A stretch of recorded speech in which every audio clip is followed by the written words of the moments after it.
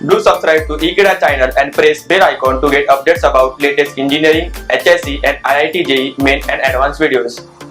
Chapter some basic principles and techniques in organic chemistry, and we are doing the topic Kjeldahl's method for the determination of nitrogen. Hello friends, in the last lecture we have studied about the Dumas method for the quantitative analysis of the nitrogen, and now we have did the numerical on that also, and now we are going to discuss about what is Kjeldahl's method for the determination of the nitrogen. So let us talk about that. So now we are going to discuss about the Kjeldahl's method for the estimation of nitrogen, or we could say that is the quantitative analysis of the nitrogen that has been present in an organic compound. So let me explain you with an example of this diagram. So let me tell you, before making this to be happen, what happens is we react the organic compound with sulfuric acid. So that sulfuric acid, when reacted with the organic compound, produces ammonium sulfate, and that ammonium sulfate is now being reacted with NaOH. So when NaOH is being reacted with that ammonium sulfate, then what happens is ammonia has been produced. So therefore this ammonia, which is present in a gaseous state, that ammonia will passes through, that is from this is the ammonia that it passes through. So the ammonia passes through this condenser and then it collects over, that is a known volume of a standard acid. So therefore the volume of the acid that is being also known, as well as the molarity or the concentration is also been known of the H2SO4. The only thing that we have to do is the amount of, that is NH3, that would be condensed over here, so that would be reacted with the sulfuric acid so as to produce a product. But since the volume of the H2SO4 or a kind of acid that has been known to us, and this is what we have to take in excess, so therefore the volume of the H2SO4 is in excess, so therefore the amount of NH3 that would be reacted with the sulfuric acid, while the rest of the sulfuric acid or the rest of the acid will remain unreacted, and because of which that the unreacted H2SO4 will be again treated with the NaOH, and from that we could be able to know that how much amount of NH3 has been reacted with the H2SO4 in this container, and hence we could be able to detect that how much ammonia has been liberated through this mixture, as well as we could be able to detect that what would be the percentage of the nitrogen that was present in the organic compound. So this is how we will do this analysis. So this is the method and that we are going to do, but we will also going to follow this diagram meanwhile in the calculation of the determination of the nitrogen. So let us go on with the calculation and let us see that what kind of reaction it would happen. So starting with the first one, that is let me explain you that what happens is when the organic compound basically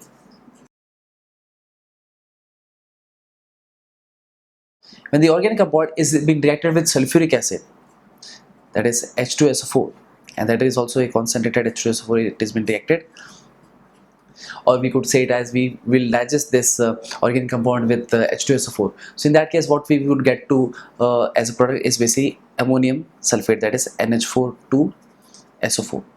So this is basically ammonium sulfate.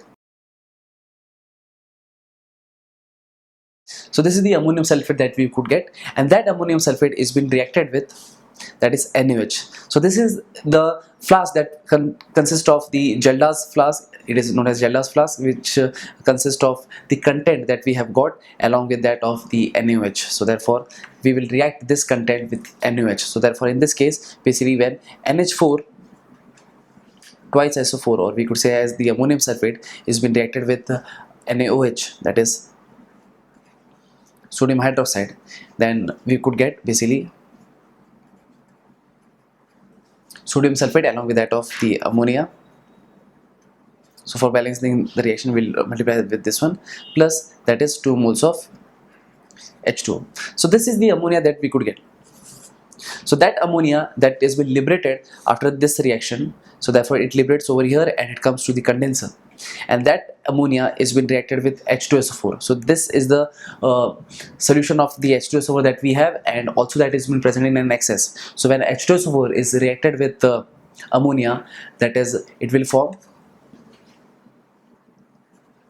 that is 2 moles of ammonia is been reacted with H2SO4 so as to obtain basically ammonium sulfate, that is NH4 twice SO4, while the rest of the ammonia while all of the ammonia has been reacted, while the rest of the H2SO4 that has been left unreacted will be undergoing through the back titration along with that of the known concentration of NaOH, and from that we could get to know that how much H2SO4 was been unreacted, and based on that also we could be able to determine what was the amount of NH3 that has been passed through this solution, that is through H2SO4 solution, and we'll do that also. So now this is the reaction that it occurs, and now let me explain you what is the calculation and how can we calculate the percentage of the nitrogen. So now let us move to the next one, that is how can we determine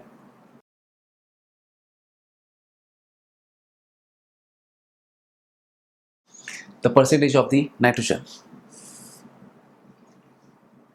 So for which we have to make some few of the things that should be in our concern, and that is which I am going to write it over here, that is, so let V1 be the volume of the H2SO4 that has been basically initially present in this flask, that is this one. So therefore V1 is the volume of H2SO4 which is present initially and which has a molarity of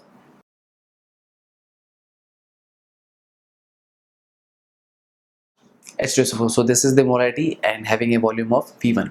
And now let us talk about the next one, because this H2SO4 is been should be backdated with the NaOH. So therefore the volume of the NaOH that was being found during the back titration, it was been found to be, that is V2.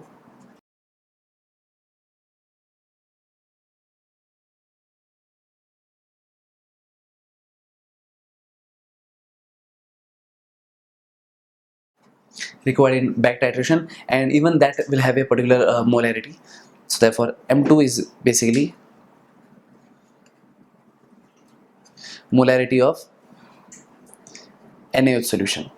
So this is what we have got to know, and suppose so these are the two values that we have got to know, and suppose the excess of the H2SO that is being collected, and now that would be reacted with the NaOH. So therefore we could say 1 molar of an of a particular acid is nothing but the molecular weight of the component that has been present in the solution, and that also in 100 milliliter. So therefore we could say that 1000 milliliter. So therefore 1000 milliliter of, suppose a molar of H2SO4 that is being kept so as to treat with NH3. So therefore 1000 ml of M1 molar H2SO4 will contain, that is M1 mole of H2SO4. So therefore the volume which we have to, suppose it is V1, so therefore V1 ml of the particular molar of H2SO4 that we have to over here, suppose, so let that be M1. So that will contain basically M1 into V1 divided by 1000 mole of H2SO4. So this is the initial number of moles of H2SO4 that we have to gain, that is this conical flask over here, and now this would be reacted with ammonia, and then the rest of the H2SO4 will be reacted with the NaOH. So now we know that the NaOH should also be in a standard form, so for which we could say the similar form like this one that we have did. So it would be written as, therefore when it comes to the NaOH, and the NaOH is the one which is being reacted with the H2SO4 in the back titration. So therefore the 1000 ml of a particular molar of NaOH, suppose like M2, so 1000 molar of M2 molar of NaOH will contain M2 moles of NaOH. So suppose in that case, suppose if for that V2 volume is the one that is been required so as to neutralize the H2SO4, or that should be reacted with the H2SO4. So therefore we could say that V2 ml of a particular M2 molar NaOH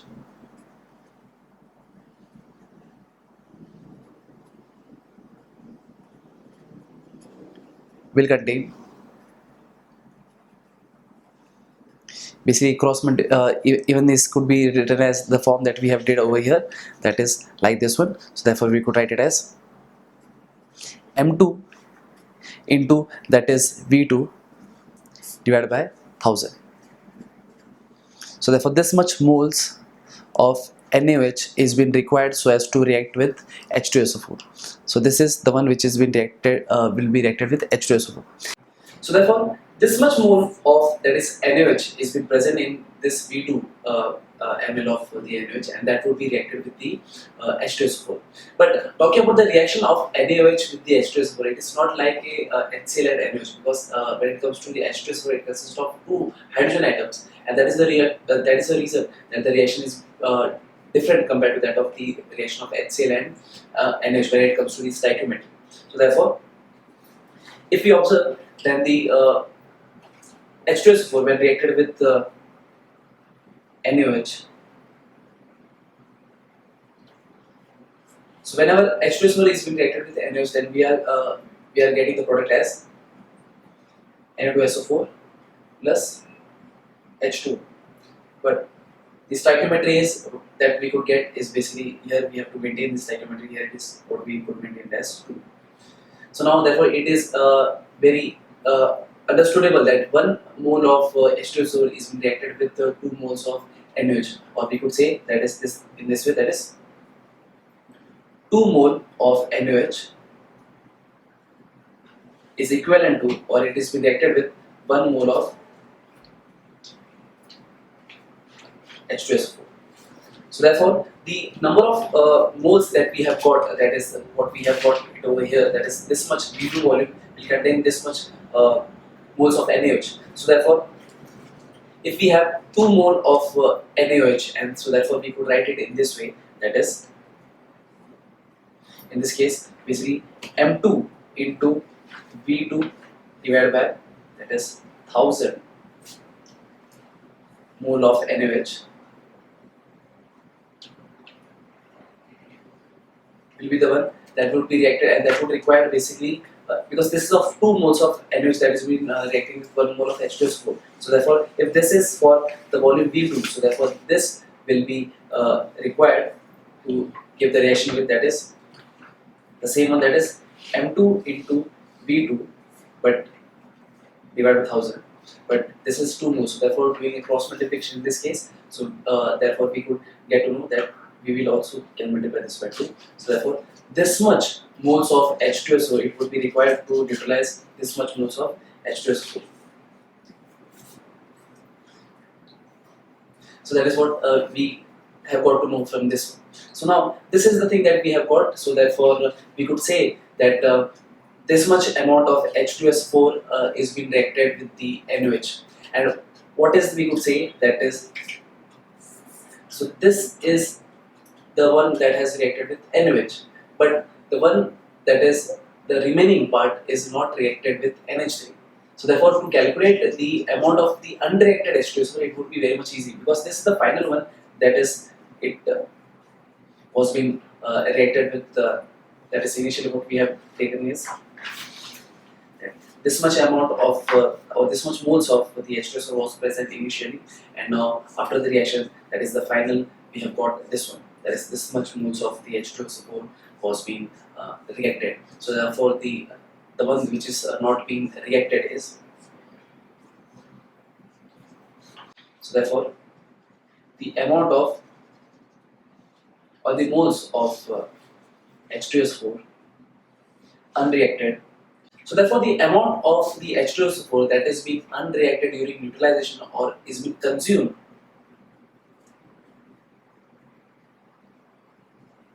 by NH3 can be written as that is the difference between that is the initial concentration and the final moles, number of moles. So therefore we could say that the initial was basically, it was found to be m1 into v1 divided by 1000. So therefore we could write it as m1 v1 divided by 1000 minus the final that it was being the final volume of the H2SO4, because the H2SO4 was in excess, but in that case this much amount of basically H2SO4 was being reacted with the NaOH during neutralization, while the other one is being remaining unreacted during neutralization, but that has been consumed by the NH3. So now we could write it over this as, so as to we are going to calculate the amount of H2SO4 consumed by the NH3. So that is our main concern. So therefore in this case we could write it as, that is m2 into v2 divided by 2 into 1000 moles of H2SO4. This much amount of the thing that is being basically consumed by NH3. But now talking about the next one, that is when talking about H2SO4 is now being reacted with NH3, then we should know that the reaction also, the reaction of H2SO4 and NH3 is, for reaction of, that is when H2SO4 when H2SO4 is being reacted with NH3, so therefore we could get, that is NH4 twice SO4. So this is the reaction that we could get. So in this case also we have got to know, that is in the previous one we have got to know that 1 mole of H2SO4 is being reacted with 2 moles of NaOH, and similarly here also 1 mole of H2SO4 is being reacted with 2 moles of NH3. So now therefore we could say that is 1 mole of H2SO4 is being equivalent to, that is 2 mole of NH3. But talking about the number of moles of NH3, we know that 1 mole of NH3, which is of 17 gram, so therefore which would give us basically, when it comes to the weight of the nitrogen, then 17 gram of the ammonia will consist of 14 gram of the nitrogen. So therefore 1 mole of ammonia, which consists of 17 gram of ammonia, or we could say it as 40 gram of nitrogen.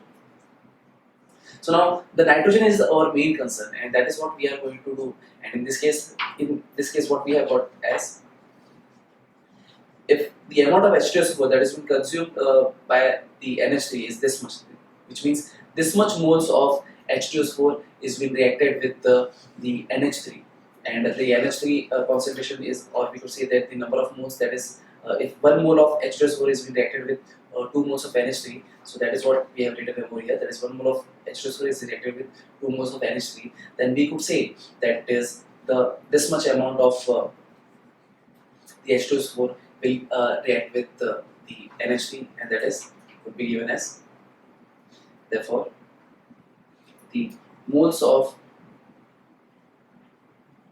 NH3 that would be reacted with the H2SO4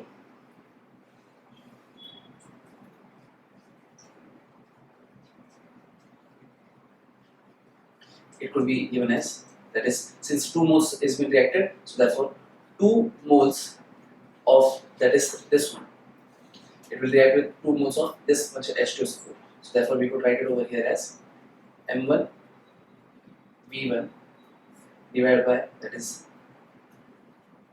1000 minus m2 v2 divided by 2 into 1000. So therefore, but the weight, or we could say that the weight of the nitrogen that would produce from 1 mole of ammonia is basically 14 gram of nitrogen. So therefore, this much amount of the moles of the NH3 will give us, therefore, the amount of the nitrogen, that is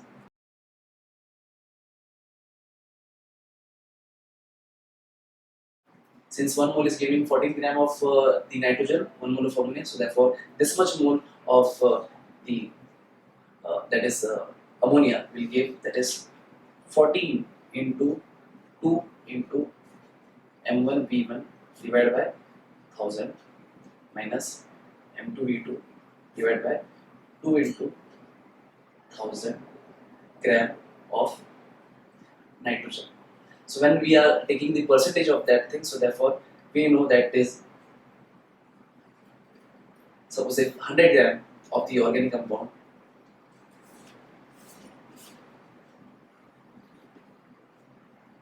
will contain, that is 14 into 2 into m1 v1 divided by 1000 minus m2 v2 divided by 2 into, here it was, it is 1000 into 100 divided by m.